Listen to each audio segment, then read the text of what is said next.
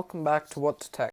Today I will be showing how to fix the very annoying new problem of Zoom bombing. Zoom bombing is when trolls get your sharing link and start posting some things that shouldn't be posted into your Zoom chat. This is especially problematic for when you are using Zoom in schools. If you want to get rid of the problem of Zoom bombing, just go to new meeting, start a new meeting. It's super easy.